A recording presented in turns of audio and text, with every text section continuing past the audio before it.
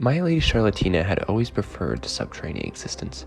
Her territory of below the lake was not merely subterranean, it was subaqueous too. In the truest sense, it was made up of mile upon mile of high, muggy caverns linked by tunnels and smaller caves, into which one might put whole cities and towns without difficulty. My Lady Charlotina had hollowed the whole place out herself many years before under the bed, and following the contours of one of the few permanent lakes left on the planet. This lake was, of course, Lake Billy the Kid. Lake Billy the Kid was named after the legendary American explorer, astronaut, and bon vivant, who had been crucified around the year 2000 because it was discovered that he possessed the hindquarters of a goat.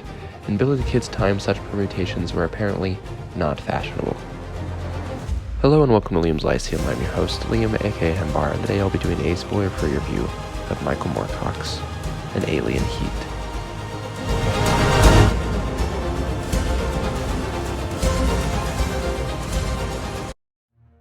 An Alien Heat is a 1972 novel and book one of Dancers at the End of Time, which is a Dying Earth sci-fi series by Michael Moorcock. Specifically, it's a trilogy. It is about the last story of mankind when Earth and the universe are about to end. Society is decadent, to say the least. It's post-scarcity and everyone feeds their whimsy. It's sensual and uncaring, except that Jarek Carnelian finds himself obsessed, and the man who did not understand what morality even meant meets some Amelia Underwood who knew everything about it. The story starts with Iron Orchid and her son who has just discovered virtue, but neither knowing its meaning. It's an artifact of the past. This is illustrated as mother and son then copulate. There are obvious artifacts of well, really, something like Vance and Wolf hide well, or don't include at all. But they're very obvious here. For example, he has a locomotive and listens to Johnny Cash's Wreck of the Old 97. It's really all absurd, and everyone else who is not part of this little society or group seems to think so too, as the humans that are space traveling or, have come back from other planets or whatever, or are time traveling, leave very quickly when they see the odd people here in their games. Their scientific power and their kingly lives make them sort of gods, honestly. And Jarek likes the artifacts, right? And at the start of the story, he fancies a 19th century aesthetic.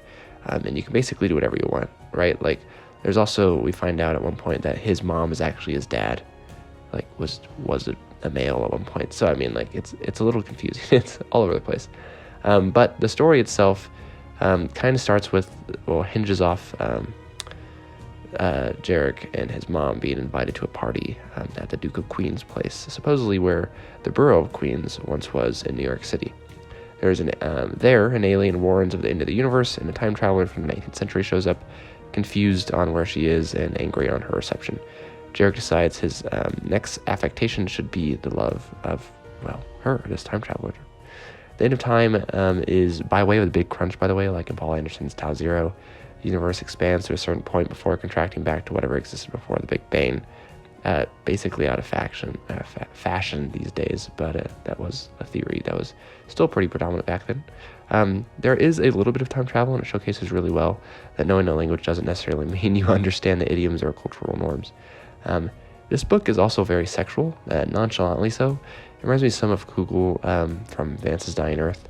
It's quite fun, though, and the end is just a great callback to the first chapter, and it's not the end of this highly ironic and absurd story. Some time still remains, right? The universe has not yet ended, and Jarek Carnelian's story is therefore not yet at an end, for we will need to read the next two novels, and I, personally, am really looking forward to reading those two.